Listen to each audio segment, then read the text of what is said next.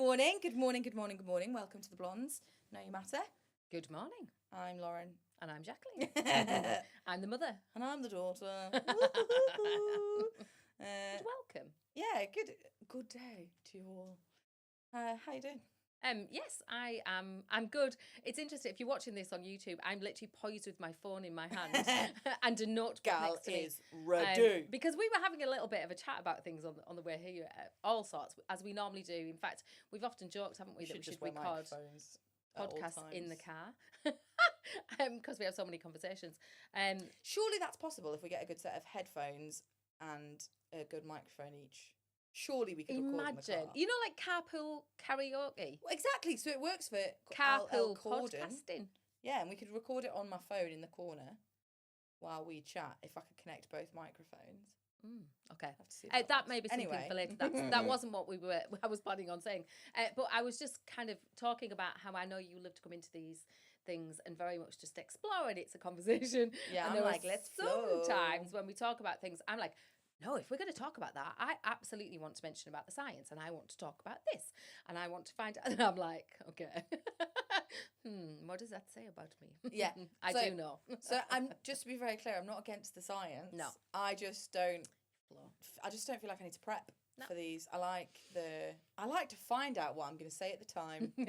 That's the fun for me. Whereas like that, you do that and you've kind of got like but I definitely want to touch on these points. Yeah. I definitely want to talk about this thing, and there's kind of like questions and things that you kind of write down. So yeah, it's just we're different, aren't we? We are different, and we're different, yeah. And as are we all. We're going to talk about something quite specific today, though, aren't we? Are we? Yes. We're going to talk about black and white thinking. You look really. Oh, it's because you'd already mentioned that. Oh. So then I was like, is this a specific time where I've been black and white? Yeah, so I don't even remember. I'm not calling you out, love. we were talking about when we were working here on whatever day we were here, weren't we? Yeah. Because specifically it came up because I have shifted massively over the last couple of years since we started doing this, and I started doing the work behind the scenes on my own brain. And yeah, so I have been a very black and white thinker for like my whole entire life. And we were talking about that, weren't we? I used to do your head in. Yeah, I used to just... I think for me, so I'm a physicist, which means that I'm basically also a mathematician. And I love physics and I love maths because there are answers. And even now saying that, I'm like, yeah, but the whole point of science is that there isn't necessarily always the answer. And our answers aren't the end. You know, like we don't have an answer and then we stop and we go, oh, well, that's it. That's the right thing. No, because at one point they thought the earth was flat and that was the right answer, wasn't it? But it's not. I feel myself wanting to go, it isn't? That's awesome. I spent all of COVID fighting with flat earthers. That was what I spent my time doing. So, but yeah, like all types of thinking here. Yeah, even science isn't about that, is it? No, it's not black and white thinking, but it was definitely a control safety thing. Yeah, and I think we notice it, and I think it's an interesting fact that because it shows up in all different areas. So sometimes we can feel like it shows up more in our kind of in the way that we talk to ourselves and the way that we think about ourselves, or it might show up in our relationships, or it might show up in work. And I think it's that, isn't it? This just noticing this, what Aaron Beck, who was a psychologist years ago, called it a cognitive distortion, and linked it to things like depression and anxiety. And I know that research has moved on since then, because actually it's this way that we see the world, and it's particularly when we feel threatened or stressed. Because it'll often happen in fight or flight when our emotions and things take over, and we don't have access to this logic and quite so much, or the nuances of thinking and seeing the world in a different way. Because there's the thing, isn't it? We see things very black or white. It's an extreme, one or the other. You know, you might hear yourself saying things, oh, you always in a relationship. That in essence is an example of black and white thinking. Yeah, you always talk to me like shit. You always speak to me like that. And it's that. And then, you know, things, when it comes to ourselves, a good example is I always see myself either as, oh, I'm being really successful in this. And if I'm not being successful, I'm a failure. That's that's a really interesting one. Bearing in mind when we talk about things, we spoke about things like imposter syndrome. When I knew this is why I wanted to do a little bit behind it, because this really got me thinking about something that you'd said and something we've been saying, because when we were talking and you were saying there about you've been working on it, I know I still drop into it, because of course I will. I'm a human being. You know, when I'm in a situation where I feel pressured, I can feel it come up. And it's that's the bit about noticing it, because it links to the fact that our body keeps the story, and you know, and has all of these examples of, you know, where this has happened before, and so it's a protection thing. You've really baffled me with the I'm successful or I'm not. I don't even think say more. Tell more. I need to segue, because on threads, when you're posting a thread, you post the first one and then the next one it says say more. So that's when you post like a multiple threads, that's what it says. And every time I see it, can imagine if you were posting shit, right? Imagine if you were just spouting. Maybe it was like hate speech, or maybe it was just something that was really ridiculous, or maybe you were being mean to yourself. Imagine if threads had this magic thing where it was like, no, say less. Say less. I think send them a little message. Yeah, I think that would be so funny. Or like you get to like 6 and it's like, maybe settle down now. Bearing in mind that the research that I saw is that the algorithm is not set up. That's why it keeps it going. Yeah, I know. So the whole thing. It literally wants you to say more. Anyway, come back to this. So the success. This has drawn your mind. I can see. It has, but I think this is the thing with a lot of the black and white thinking, is that we don't realise when we're being black and white about something. No. Because I've been working with someone who, like, they see themselves as unsuccessful. Like, and it's kind of like this thing where it's like, in their head, it doesn't matter how often they get told they're successful, because they don't meet their own criteria for success. So it doesn't matter if I'm like, you're amazing and you've done all these things. It doesn't matter, because their brain goes, well, I'm not successful. And I guess even I've done that though, where I've thought, you know, I'm not successful yet because I don't have X number of clients. I don't feel successful yet because I don't have this. And there's part of me that's always been like, well, we just need to change the mindset of what success is. And that, but even that's still black and white, because that's still me going, well, I need to tell myself that success is just waking up and having freedom and being like this. But that isn't enough. Like, it isn't enough, because that's still black and white. And actually, maybe there's space. And interestingly, when you were talking earlier about like the success thing, it's about self-compassion actually for me, because the spaces when I'm being black or white. So for example, successful. Today, I have been successful and unsuccessful already. I've done both. Like, both of those have already existed. I've been successful because we got here on time. You know what I mean? I was unsuccessful because I forgot to have breakfast. Oh. But do you see what I mean? And it's like, actually, both of those things are great. And, like, that's fine. And maybe it's not about existing in this bubble of success. You know, oh my gosh, you know what it feels like? It feels a bit like Mario, where he's running along and, you know, he eats like the things and he goes and then he gets the coins and it dings. Maybe we just collect successes. It's not that we are or aren't successful. We just get to collect them. And like Mario, there'll be times when we don't collect them and we get knocked down and then we lose a few coins. But Mario can always get back up and start again. There are some checkpoints we can go to. Go again, just do it again. That feels really fun to me. It makes success more of a game rather than what it feels like at the minute for me, which is a badge. And I'm not allowed to stand up and talk about myself unless I'm successful. I can't stand in front of people and help people unless I'm successful. Yeah. I don't believe my product is useful or my service is useful unless I've already got the success to show it.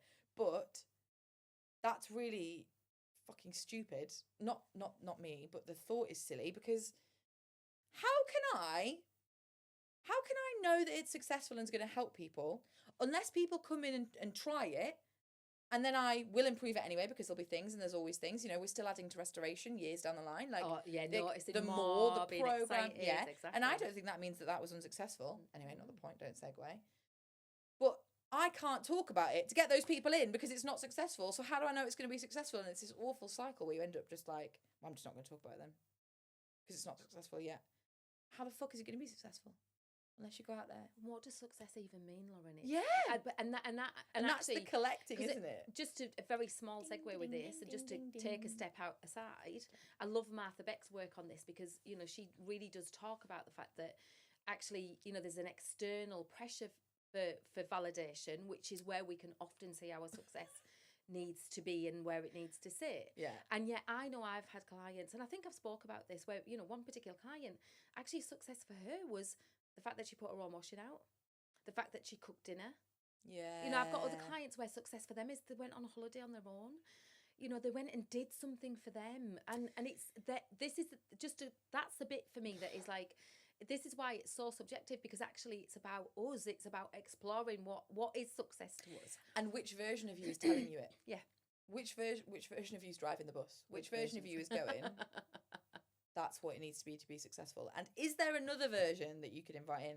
Because, for example, 6-year-old Lauren thinks that wearing colourful lipstick is success, and I can't get it out of my head now, and now I need to buy one.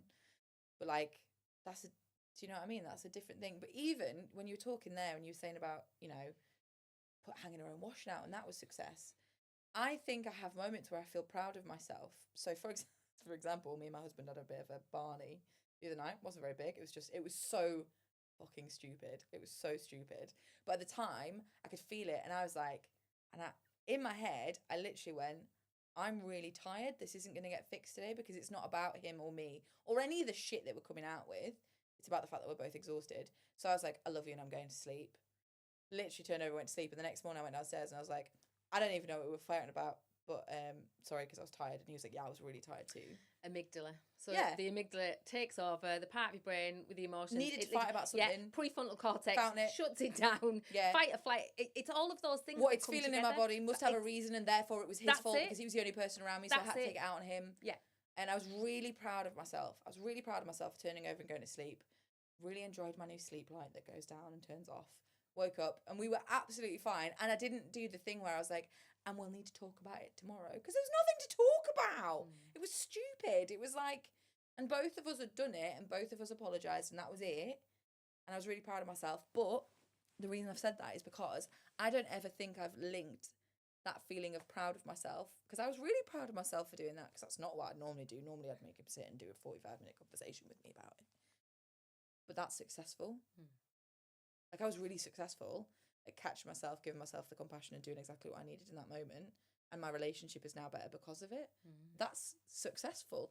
But that word, I don't think I've ever, and I think there's a little part of me subconsciously that's like, no, success is money.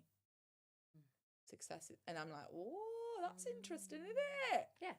Because I would never judge someone else on that. I would never turn around and go, well, you're not successful if you're not rich. Because I'd be like, what a capitalistic view on that. But for myself, oh, I tell you what, when you listen to this podcast, you do listen to some epiphanies. Realizations. Yeah. It's good, isn't it? Yes, it is. And well, even just listening to that with what you just said, I would imagine so many people listening would be able to identify with that and kind of relate to, and also explore, because that's one of the things that I've done with many clients is explore this whole thing about what success means, because I had to do it. Yeah. I absolutely had to look at that when I left my job. You know, left a pay that was consistent, a company car, all of those kind of things, and the fear and the leap and all of that. And yet, you know, for me, when I have those moments, because I think this is the bit, it's not about not having those moments where you go into black and white thinking and, you know, think you're a failure or think you're successful. It's actually the moments that you can capture it and begin to notice it. Yeah. I've got a little saying that I just wanted to read, because this isn't just a mindset problem. It's our brain and body under pressure. The science shows that when we feel safe and regulated, we literally have more access to flexible, nuanced thinking. So this is really key, and that's what happens, isn't it then? So, you know, we begin to see this fear of like, oh my God, maybe I'm not being successful, or the money's not there, or, you know, and maybe that gets triggered by having a conversation with somebody. Yeah. And then that's the moment then I can begin to recognise, how does this show up in my body? Yeah. You know, because I don't know about for you, I feel the constriction. Like, I literally there can feel the fear pull me in my solar plexus. I can feel it. My shoulders want to round. I can feel almost like a catch in my throat, like oh. So beginning to notice those sensations in my body, the more that I get used to that, the more I go, what's going on? And I've been tired. There's been lots of things going on, and just recently, I've noticed, oh, this is happening, and it's like I don't even have to notice what I'm thinking, because I don't trust always what I'm thinking. Yeah. I trust my body, and it doesn't happen Ooh. first. That's what we were Yeah. talking about. Whatever Exactly what the last your body podcast that we notices were it first, so you can catch yourself Yeah. before you start thinking it. Yeah, so that's the thing. So I don't even need to go down the line of like spiral Trying with to my thinking. I'm intellectualise suddenly it. like, oh, something's going on. 'Cause Automatically you can now, feel the I feel it. What I do is I roll my shoulders back, I put my hands on my chest where my heart is, and I just go, I'm safe. Or I move, or I do something, because there isn't whatever one. it is. There isn't one thing that works for everybody. It's like you've got to find what are the things, little movements. Is it to do with yeah, your because breath? for Is me, it to do with- anxiety is shaking. Yeah, like I need to exactly. move my body and like shake it out, and probably make noises like ugh. But that's that the point. works for me. Grunt, or sing or hum or do whatever Singing's a it really good is one. that Especially actually. if you're driving and you're feeling stressed. Yeah, that, and so I've done that before. Now I know. Now I've got these things that actually it's just like I know what to be able to do with that. So I think this is really, for me, it's really important, because we can often feel that we're stuck in these places, and there is a way out, and there's a way to be able to do it. So yeah, it does. I just love this thing of realizing, because it's black and white thinking is the term, but actually it's the full thing. It's like my body, it's my head, my brain, and it makes complete sense, right? Because if we go into black and white thinking, if we go into that like that, this is not nuanced, because I can see like a straight path, like it's like I either go down this way or turn around, like that's what I go down, the train track.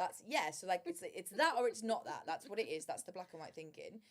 But that makes complete sense, isn't it? Because if that happens when we're in a state of anxiety or stress or whatever it is, and when I think about who I was when I really existed black and white thinking, I just was constantly in fight or flight, and the stress and the pressure, and I could feel myself getting emotional thinking about her, and just the pain in her shoulders constantly, and you become unaware of that because it's so normalized that becomes the norm. So you don't even know you're in pain until someone sits you down, and then you get into your body and you realize it.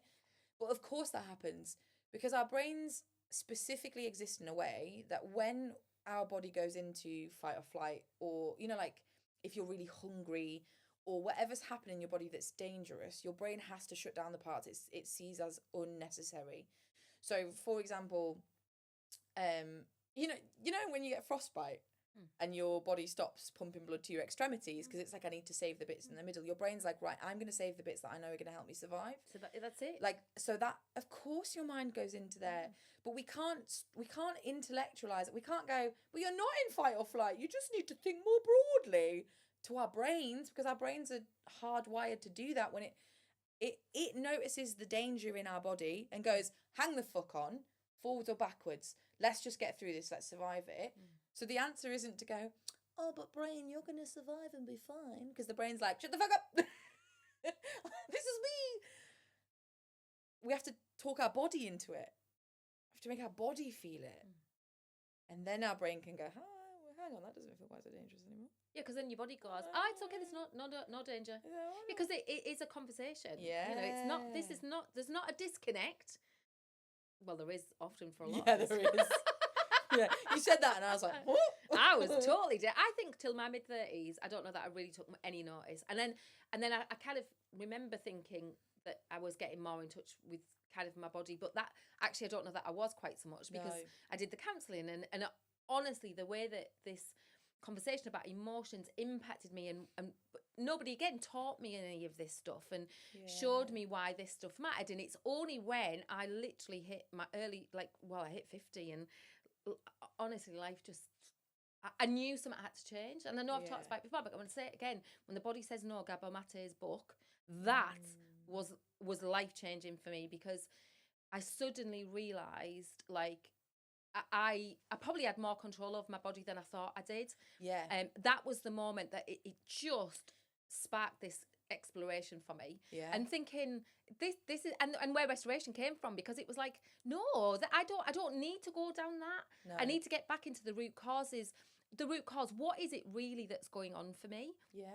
And it's that, it's the way I'm thinking, it's the way my body's responding, it's all of these experiences, and I I have dealt with quite a lot of stuff, and this is the bit, isn't it? It's about recognizing, actually, I maybe some more is coming up.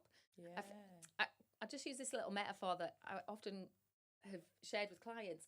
For me, going into counselling as to do the degree was quite incredible and felt very much like a geography lesson. I think I might have said this before, but if I haven't, just a bit like a geography lesson. I can see it in my head. You know where you've got the sedimentary rock, and it literally goes down and down and down, and all of these You're so wrapped layers. up in layers, onion boy. But then within these layers, there was these patches of diamonds, because there were moments that I felt like I'd discovered a diamond. Dinosaur bones. Yeah, dinosaur bones. There's your version. And then the other side here, which is really important, and then the other side here, there'd be black sticky oil and yuck, and it was like, for me, they were the parts of me that, you know, were maybe the challenges that I'd had, and exactly so the more that you phase. dig, it's like, oh, Yeah. am I going to come across diamonds, or am I going to come across oil? I don't know. And digging is it takes effort, Hard it work, takes work, and it's yeah. not always fruitful, as in you don't always feel like you're getting somewhere, which is, for me, feels like such a good metaphor for the work that I am passionate about, because the more that I discover about myself and the more that I understand about myself, the more that I can, you know, have this sense of rejuvenation and kind of like, and now begin to think, what do I want to experience? What do I want to do next? It's that for me. And I think, you know, even realizing all of these things exist within me, and then again, they're neither good nor bad. There's black and white thinking. This is good, this is bad. Food, good food, bad food. Yeah. And also acknowledging that you don't have to always be able to think about that, because and having that compassion for yourself to go, if you're in a moment that feels dangerous, whatever that is, of course your brain is going to think like that. So exactly. you just, like, if you do whatever you need to do to survive it, and then afterwards, when we've come out of fight or flight, we go, oh, maybe that isn't true. Maybe actually there's another way to think about this. What you were saying about you know, the disconnect between your mind and your body, it really had me thinking, because I was massively disconnected with my mind and my body, and I think this is one of the biggest issues, specifically with like the Western world, is that we're constantly pushed to ignore what our body says. So even little things. So I'm thinking about my little boy and the fact that, like, we don't force him to cuddle anyone. If he doesn't want to hug, he doesn't want to hug. Like, if his body's telling him he's not interested in cuddling someone, don't cuddle someone. Like, and you know, this isn't talking about the consent side of it, which obviously is like really important.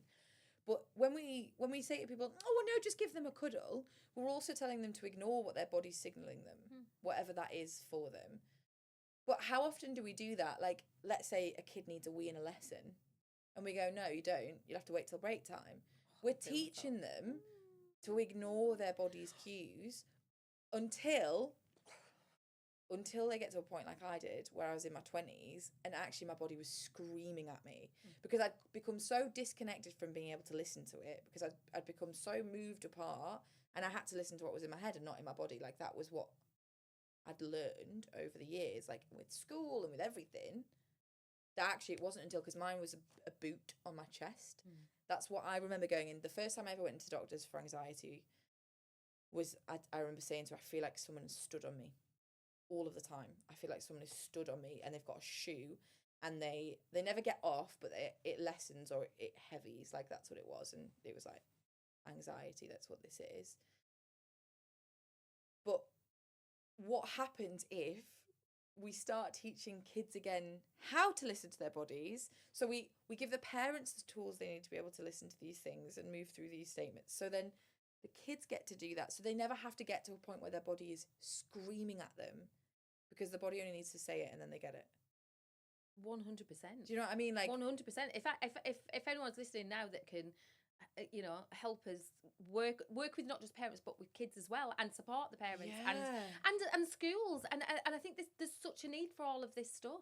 There is. You know, that where we kind of realize that we went off on a tangent as a you know, a civilization in the West, and began to look at it from this point of view. And you know, you can see where that happened with a lot of the psychologists, and where it was about the brain, and this is the most important factor, and the brain is really important. It's not that it isn't. It just sits alongside the body, and it's because it's not black and white. It's not black and white. It's like, And there's but that's the beauty of it. I think, it's really interesting when you were talking as well, because I was just, what was popping up in my head, I was thinking about. I know, I saw you almost explode, and I'm so interested. Well, I'll come back to that in a sec.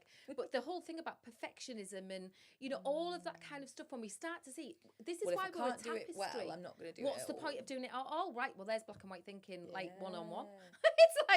It's like there it is, because, and it's just, this is why self-compassion matters so much. And I love, thank you, Susan David, because she did the most brilliant drawing of it, where she was talking about the difference between sympathy, empathy, and compassion. And sympathy is from a distance, that looks painful. Oh, that looks so... Empathy is, standing in that other person's shoes and being able to see it and understand what's going on. Compassion is action orientated. How can I help? And that for me works for other people. So when we're compassionate, and for self, and this is often the compassion part, when in the first month of restoration, that when people go and do the compassion assessment, which is Dr. Kristen Neff's, that we use, that we share with them the link, you get a score out of 0 to 5. And most people, and then she sends you emails. Yeah, she does, to help you through them as well. And it's so really 10 out of 10 most recommend. people, it's really low, because actually, we're so often lacking in compassion for ourselves because of this black and white thinking and this perfectionism and this whole we need to be a certain thing, because we're searching for external validation, and how do we compare to other? Can you see comparison? There's black and white thinking, in my opinion. They're good and I'm not. Yeah.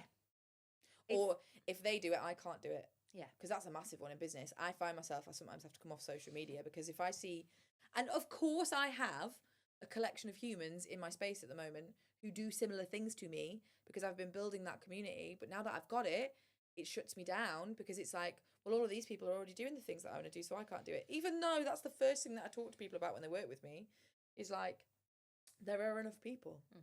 Because someone might come to me this year, and in next year go to someone else, and then in 5 years' time, when their life has completely changed, go to someone else. Yeah. Like, and that's only one person, but there are millions of us, billions of us. Anyway, not the point. What were you fizzing about?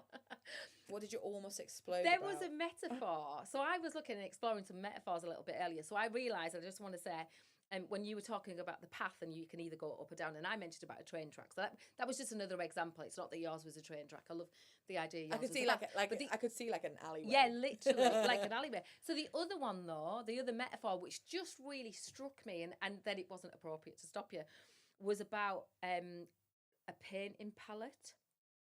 I just had this vision when you were speaking to me. So if you imagine, if I'm in black and white thinking, literally what colours would be on my palette?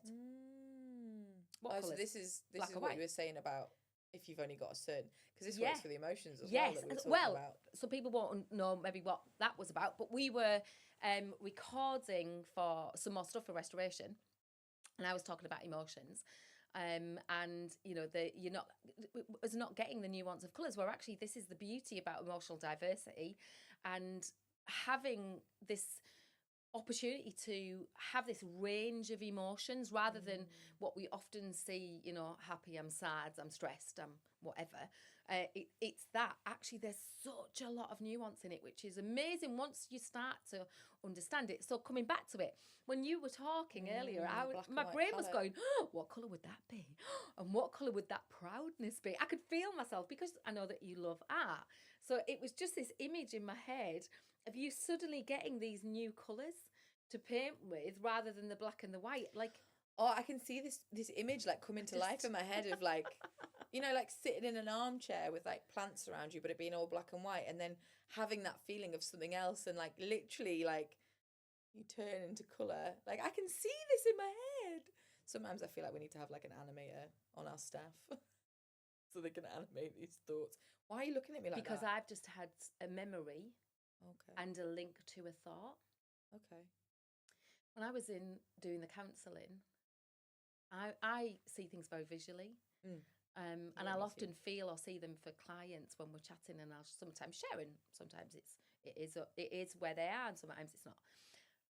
I remember sharing about how I had this vision of myself sat in this room, And it was literally black and white, like in this room. It was just it was grey. It was sludgy. It wasn't not like There was black no and white. But there was vibrancy. no vibrancy, no colour. But this is I can see now that this was a reflection. My visual was showing me what was going on for me. That I was in this very much, world without colour.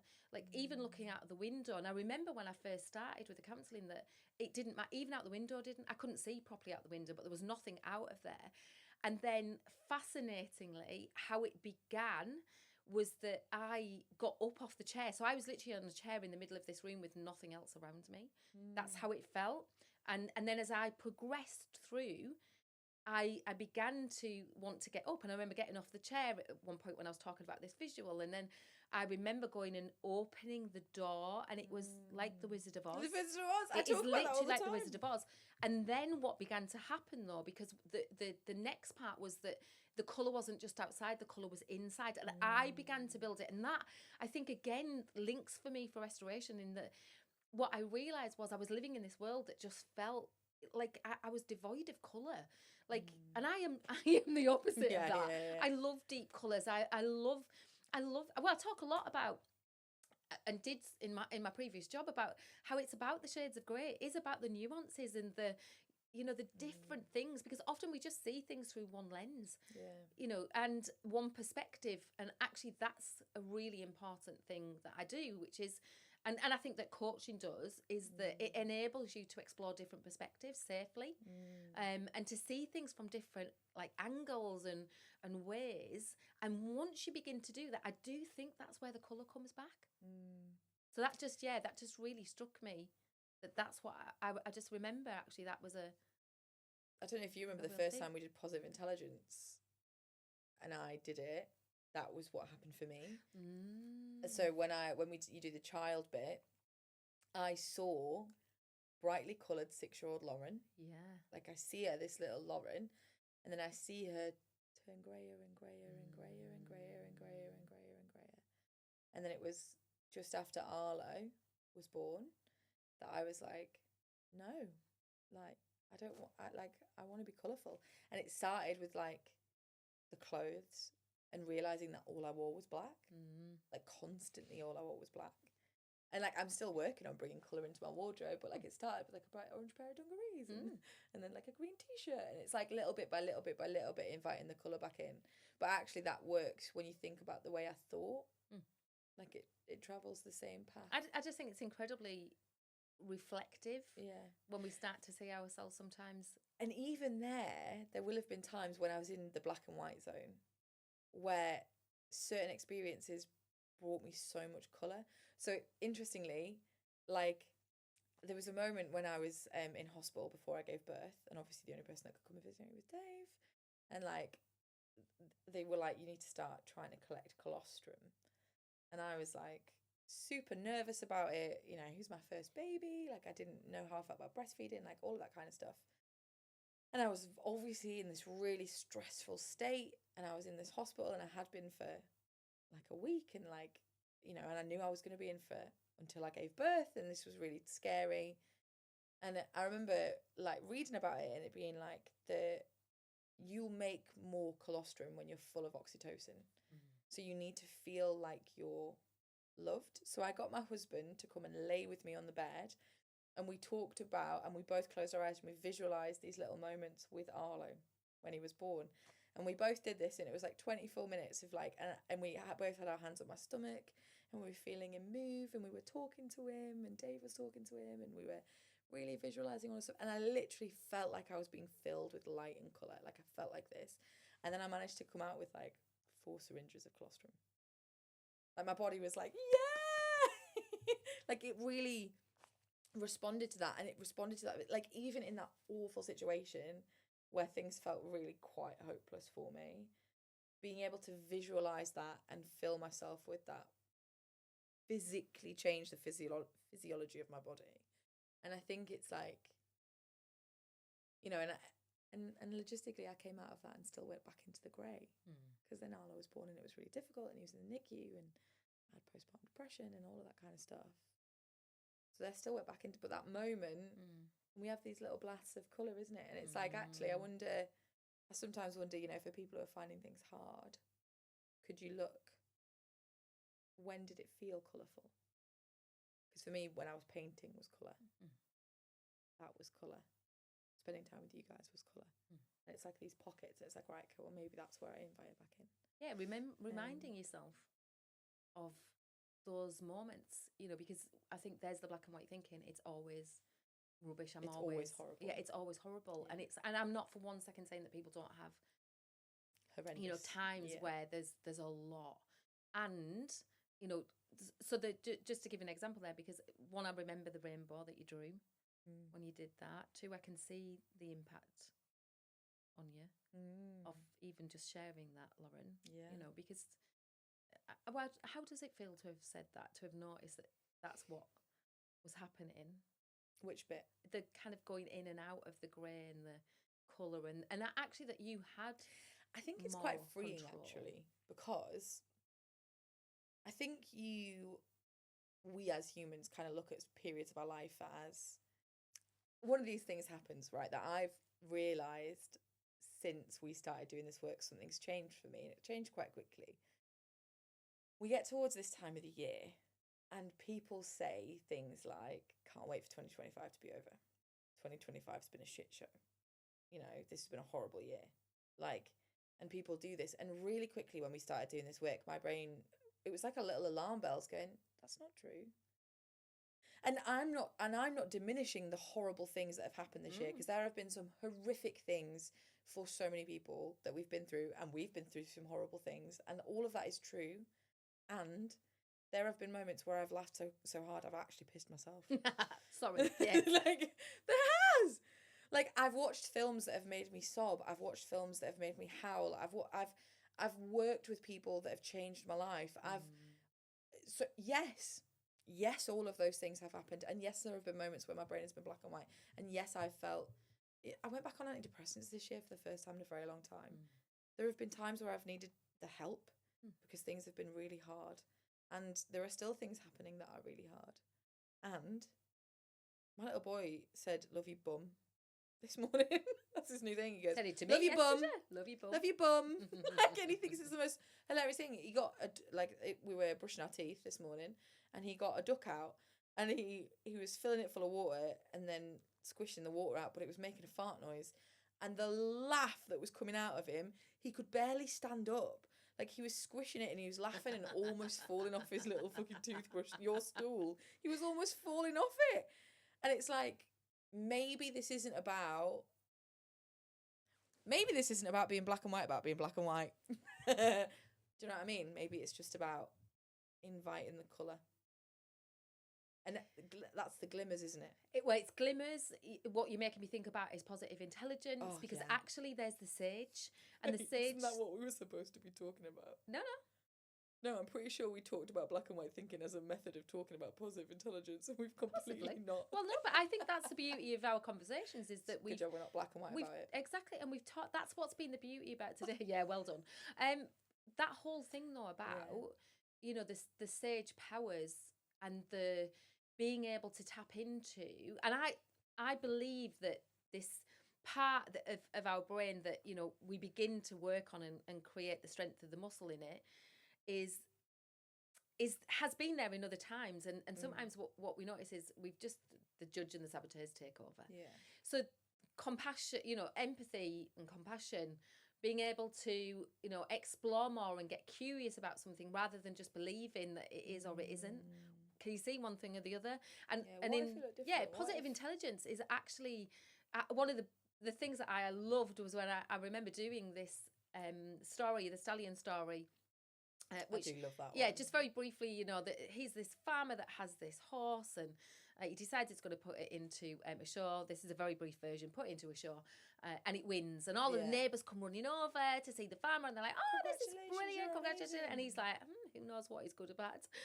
Type of thing. And they're all like, "Well, that's a weird response," type of thing.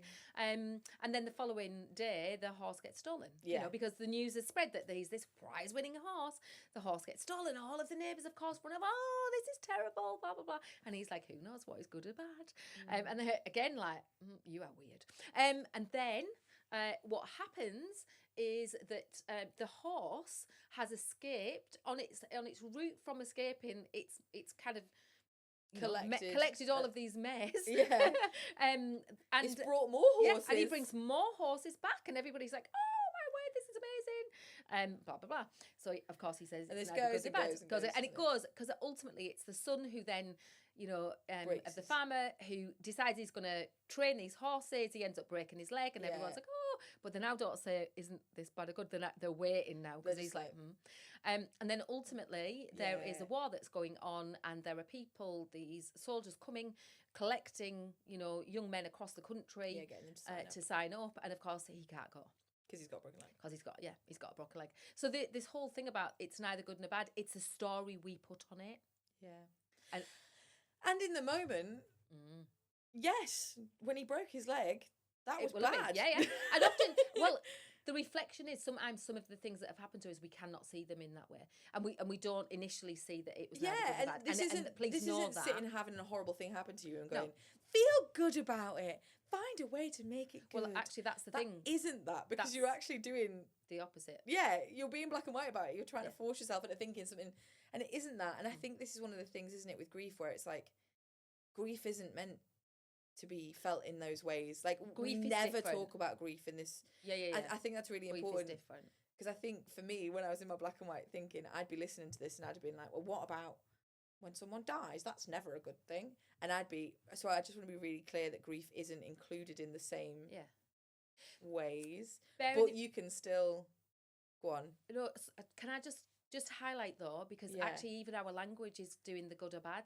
Yeah. Because it's almost like a bad thing, then we have to turn it into a good thing. That's not what we're saying. It's the very opposite of that, is that often we will put a story on whether something is good or bad. Yeah, and there's just a devastating. And actually, for me, that's where the nuances are. That's where the different shades, because we all see things different, and I've often used the story of, standing at the kitchen window and the snow. If you're going, you just yawned. I did. Just yawn, it's fine. If you're because I don't know what story you're going to tell. Let's say I'm looking outside, it's snowing, and I'm, I don't have to go out today very far, or I can sit and watch it and everything. So I'm looking at it going, this is beautiful. I love snow. Visions of snowmen later, but you've got to go to work and drop 3 kids off at nursery, and everything else, and you're looking at it going, it's that, isn't it? Where actually the truth is, it's snowing. Yeah, what's the only thing that is actually true? It's snowing. It's literally a weather thing. So you mentioned, I'm just aware of the time, that you had some questions for people to consider, maybe. Yes, let me just find it, because I made a note of some questions. So I just thought we could leave them with some questions. Here. Where are we? I probably won't find them now. I did quite a lot of...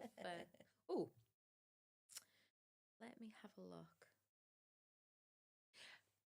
So the first question to consider, maybe grab a journal or even a piece of paper. It's just, where in my life do I slip into always or never language? So where in my life do I always slip into always or never language? See, mine would be relationships. I more do it there. You always, or you never. Do you know what mine is? Mine's just when I go, I always do everything for everyone else. That's really interesting, isn't it? It's actually, that isn't true. I'd like to point out, as your mother, no, it's not. But it's true. You don't always do everything for me. It's like, but I don't need you to. That's the beauty of it. Didn't you say it like that, Jackie? Love you. Going to full names. So, what might the middle ground look like? So it's bringing that little bit of compassion, isn't it? And that little bit of curiosity. And you might need to do something to get yourself there. Kind of just sit in, kind of grounding in whatever way you want to do, shake it off, do whatever. Even just a little bit of touch. We've talked about that with positive intelligence. And literally just, find your toes, which I know you used to love. The second one, what does black and white thinking feel like in my body? I mentioned it a little bit, earlier, because actually for me it feels very linked to fear and anxiety, as we were saying. So again, I know that a few years ago I began to spot, this is probably about 5 or 6 years ago, I shared that I was spotting how often I held my breath. Literally in the day, I used to hold my breath. And when I was panicked, I'd hold my breath. And then Oh my gosh. And not in like I'm going to hold my breath so my face goes Nope. red so you know. But No, just none of that. completely unaware of... Yeah, so my breathing would either go really shallow or I'd hold my breath. Gosh, no wonder then you felt like shit after Yeah, it. but that again when you start to realise, so Yeah. that's a biggie. And then just a final one with this one. Can I recall a time when my view shifted from either or to both and? What changed? I love that. I also, this is totally random, but something that's shifted for me. You started this years ago, and then I've taken it on more recently.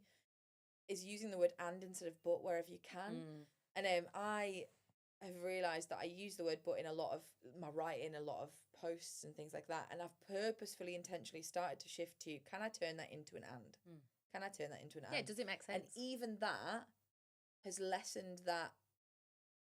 It's this or it's this. Like, it just kind of takes the pressure off, and it's super tiny, and it doesn't even require this big internal shift or like anything that I think that a lot of people are black and white about feeling better about yourself. You know, a lot of people are like, well, I can't do that because I don't have time and all this kind of stuff. But actually, these tiny little things, asking yourself this one question, choosing to use the word "and" instead of "but." These are tiny. They're teeny, teeny, tiny, and it's compound interest. We're not saying do it every time. No. But every time you can talk your brain into going, try it this way. Can we try it that way? Could we do that? Every time you do that, you add to that muscle that thinks about things slightly differently. Yeah, because there's a sage. I mean, That's it. you know, because actually that's the part. Yeah. You go, Which here's is- another dumbbell, lift that. Yes, and. Yeah. Yes, and. I love yes. Yes, I love about that. Yes, this is what I love about that. And so we're adding value to people. We're adding value to our own thinking. On that note, great conversation. That was lush. I enjoyed that one. Au revoir, because we'll see you soon. Yeah. Bye. Bye.